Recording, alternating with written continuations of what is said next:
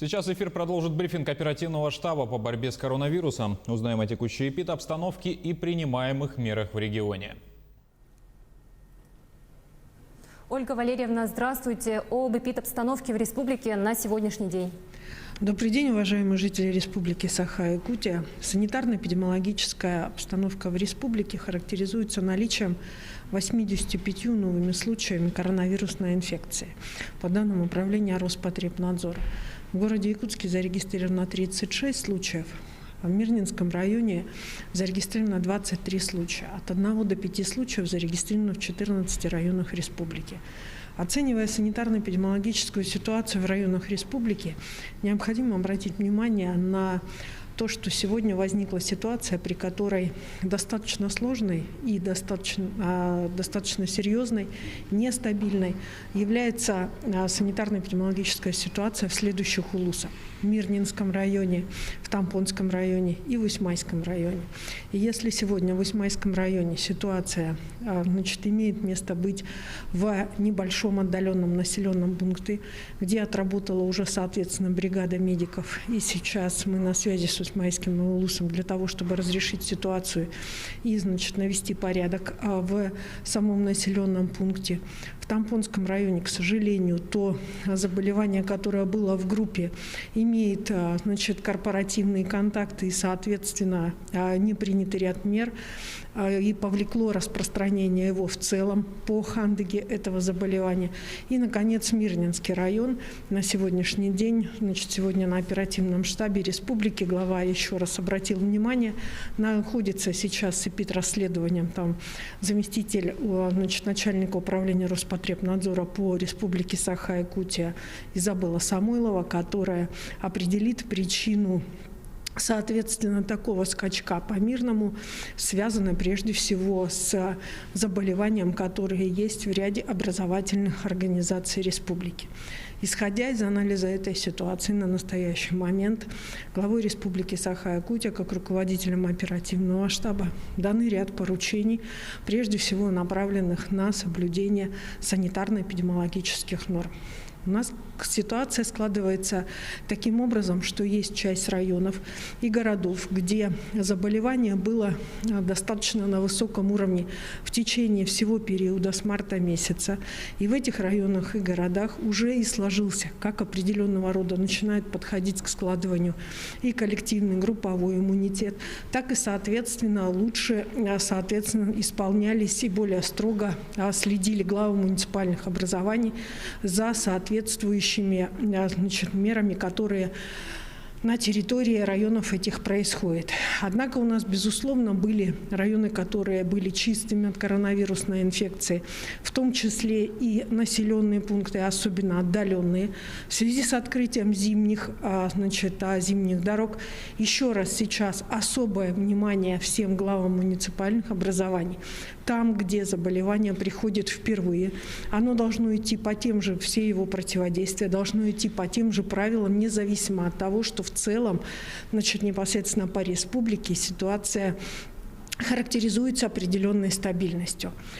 На настоящий момент наши лаборатории продолжают работать и осуществлять тестирование населения. Порядка 1028 исследований проведено на территории республики. В целом в республике обработано 938 тысяч тестов на новую коронавирусную инфекцию. Необходимо обратить внимание на то, что идет в республике полномасштабная кампания по вакцинации. Уже начали получать вторую вакцину те, кто привился в начале января, у кого подошел срок, относительно записи на первичную, относительно вакцинирования тех, кто еще не получал вакцину, то во всех медицинских учреждениях республики, а также идет через сайт госуслуги, идет непосредственно запись. В то же время я хочу обратить внимание, что, соответственно, перед тем, как посетить больницу, необходимо будет либо связаться, либо же, наши участковые врачи сами позвонят вам и скажут, есть ли смысл приходить в больницу, исходя из того, что происходит небольшая сдвижка по очереди по первичному вакцинированию.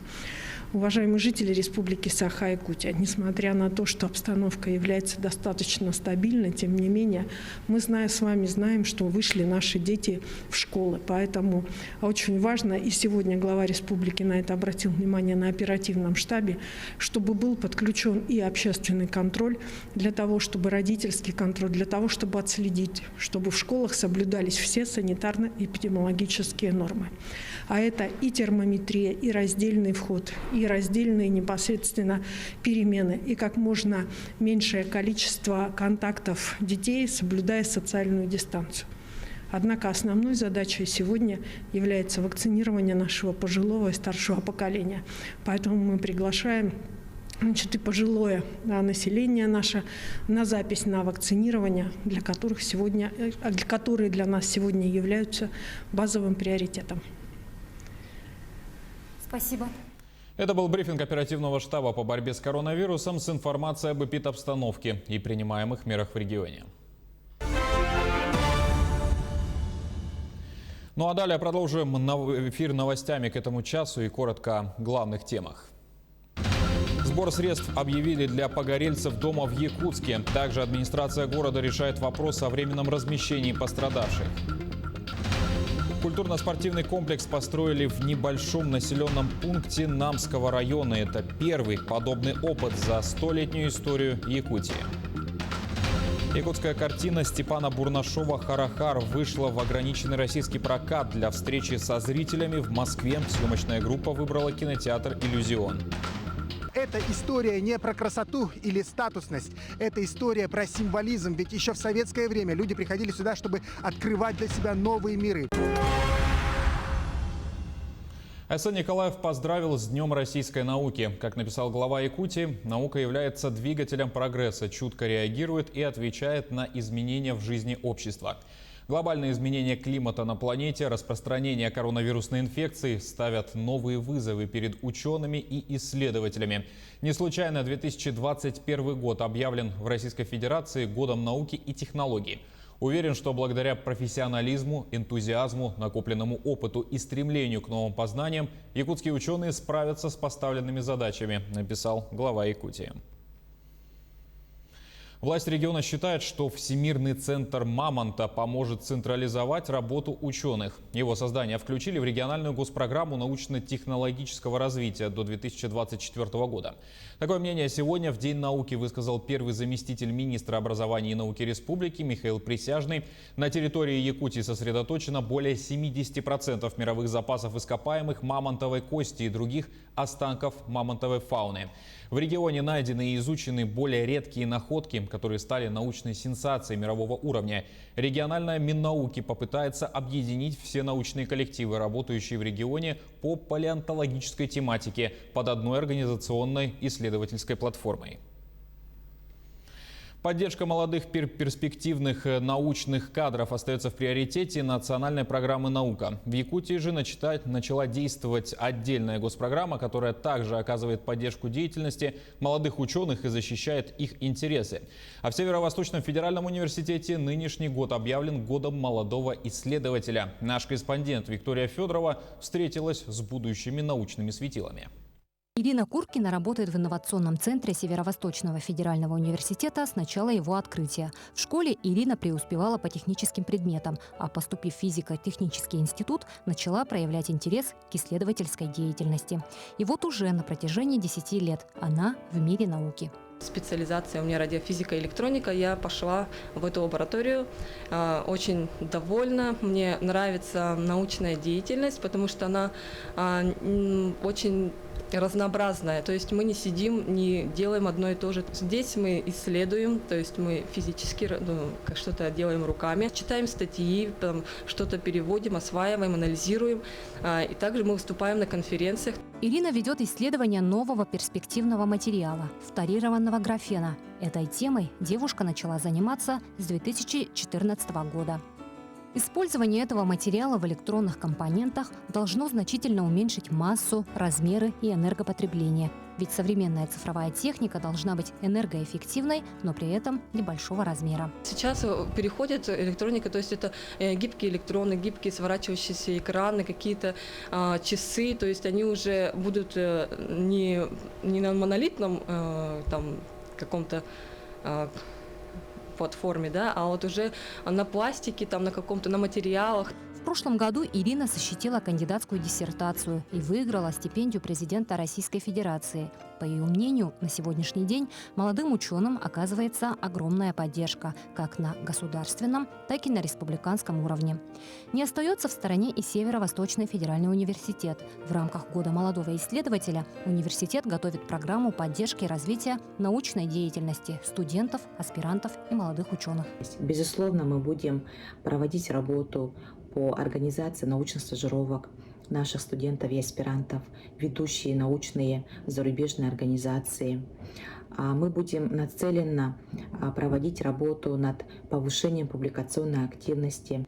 Мы в этом году впервые провели конкурс грантов ректора нашего университета на поддержку публикационной активности аспирантов и молодых ученых. В этом году в рамках Года науки и технологий в Российской Федерации впервые в Якутии пройдет съезд молодых ученых, который также станет площадкой для обсуждения, популяризации и подведения итогов деятельности молодых знатоков науки. Виктория Федорова, Илья Сыромятников, Якутск. К другим новостям. Сбор средств начали для погорельцев дома по улице Шевченко в Якутске. Организатором стала управа Сайсарского округа. Также сообщается, что на место происшествия выехал исполняющий обязанности главы города Евгений Григорьев.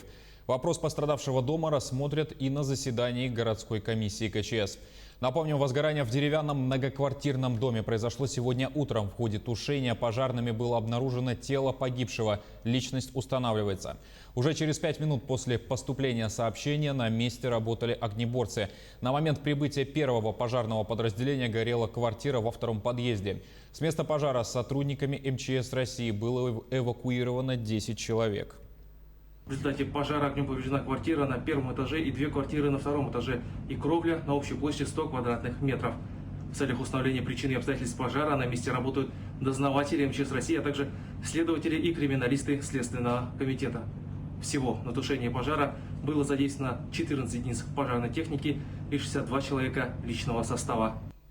Экологи взяли пробы из-за выхода воды на реке Вилюй возле села Кюндядя в Нюрбинском районе. По информации пресс-службы Минэкологии региона, их доставят в Нюрбинскую специализированную лабораторию для проведения дальнейшего исследования. Отмечается, что образование наледей в этот период не характерно и может быть вызвано только сильными морозами, которые стояли в Вилюйской группе районов. Ранее наш телеканал сообщал, что экологи проводят проверку по данному факту. Открытие культурно-спортивного комплекса состоялось в селе Маймаган Намского района. Площадь здания составляет 657,5 квадратных метров. Жители давно ждали открытия. Старое здание клуба было построено в далеком 1901 году, а спортзала в селе никогда и не было. Строительство начали своими силами в 2014 году, а в 2017 объект вошел в программу общереспубликанского движения добрых дел «Моя Якутия» в 21 веке. Таким образом, общая сумма направленных средств из бюджета Якутии составила чуть более 17 миллионов 300 тысяч. Как отметил первый замминистра культуры и духовного развития Владислав Левочкин, в небольшом населенном пункте впервые за 100 лет построен современный комплекс. Это стало знаковым событием для детей и взрослых. Надо сказать, что для районных центров, может быть, такой вариант не подходит, но для небольших сел это очень удобно, очень компактно, когда население может приходить в одном учреждении, получать сразу все услуги по организации своего досуга. И, конечно же, такие условия, они позволяют и проводить соревнования, может быть, даже на районном уровне, какие-то смотры, фестивали, конкурсы. Все это очень обновляет культурную жизнь населения и дает возможность для развития самодеятельности, развития любительского спорта. Студентов Якутского технологического техникума сервиса обучают азам профессии повара, кондитера, парикмахера, косметолога в учебных площадках многофункционального центра прикладных квалификаций. Там функционируют две лаборатории, где проходит практическая часть учебного процесса, но это еще не все. Одна из задач многофункционального центра – организация курсов повышения квалификации населения. Еще планируют провести специальные учебные курсы для школьников по различным программам. Помимо всего, в специальных лабораториях созданы все условия для проведения этапов чемпионата WorldSkills и других соревнований, конкурсов федерального и республиканского масштаба. Центр прикладных квалификаций открыт за счет средств учебного заведения. Реконструировали бывшее здание общежития, приобрели оборудование. На все это было затрачено более 7 миллионов рублей. Основная цель многофункционального нашего центра является это подготовка, переподготовка и повышение квалификации. Профессиональное обучение занятого, незанятого населения, а также обучение школьников. Повышение квалификации проходят, это по заказу работодателей. Кроме этого, мы участвуем в реализации федеральных программ для предпенсионеров, лиц пенсионного возраста, а также пострадавших от пандемии. В Арктическом государственном агротехнологическом университете началась ежегодная посадка рассады. Этой весной преподаватели должны посадить более 80 тысяч овощей, цветов, ягод. Из них 1000 саженцев земляники и 80 кустов клубники. Рассада этих ягод посажена в декабре и созревает в мае, и с июня уже начинает давать свои плоды. Наиболее адаптивными к климатическим условиям Якутии преподаватели называют сорт клубники «Московский деликатес». Продажа готовой продукции университета планируется в конце мая месяца. Якутская картина Степана Бурнашова «Харахар» вышла в ограниченный российский прокат. Всю предыдущую неделю съемочная группа представляла фильм в крупнейших городах страны. Как якутский триллер встретила московская публика, узнаем из материала Максима Кардозо. Съемочная группа фильма «Харахар» для встречи со зрителями в Москве выбрала для себя культовый кинотеатр «Иллюзион». Он находится в знаменитой Сталинской высотке. Но эта история не про красоту или статусность. Это история про символизм. Ведь еще в советское время люди приходили сюда, чтобы открывать для себя новые миры. Посмотреть те фильмы, которые больше нигде не показывали. И вот в 21 веке сюда пришли люди, которые открыли для себя якутское кино. «Харахар» уже смотрят в 10 крупнейших городах России. Презентации с участием съемочной группы прошли в Москве, Петербурге, Новосибирске, Екатеринбурге. И везде к якутскому кино есть интерес и вопросы. Было очень разные вопросы, начиная от того, как вы снимали вот это, до философских тем, затронутых в фильме. Больше удивили философские вопросы, что касаемо главного героя, почему он такой, да, вообще его мотивации. Знаменитый российский кинокритик Егор Москвитин назвал «Харахар» лучшим российским фильмом 2020 года и объяснил, почему. Именно поразило мастерство. Получается, что обычно всегда, когда ты смотришь якутское кино, тебе немного подыгрывает вот это очень красивое, суровое пространство, это музыка. А здесь просто есть машина, есть человек, и тебе все равно не оторваться. Вот, это то, что поразило меня, и я бы очень рад, что другие это тоже оценили. Сложную историю про якутского дальнобойщика оценили и обычные зрители. В Москве на фильм традиционно пришли якутяне, живущие в столице, и москвичи. Я давний поклонник Степана Бурнашова. Это наш якутский Тарантино. Конечно, снимает он очень душевно, очень страшно, на мой взгляд. Но фильм, конечно, намного вырос в съемочном плане. Такие красивые кадры, так здорово. Жалко, что он короткий. Я хочу сериалов от Степана Бурнашова. Я дико в восторге от всего этого. То есть просто потому, что это очень сильно и очень смело с точки зрения того, что минимализм и так все. Это смелая очень история.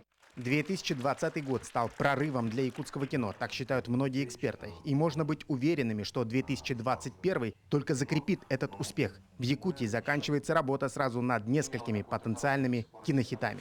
Максим Кардозу, Виктор Олесов, Москва. К этой минуте у нас все. Не забывайте носить маски, дезинфицировать руки, держать социальную дистанцию. Спасибо за внимание. До свидания.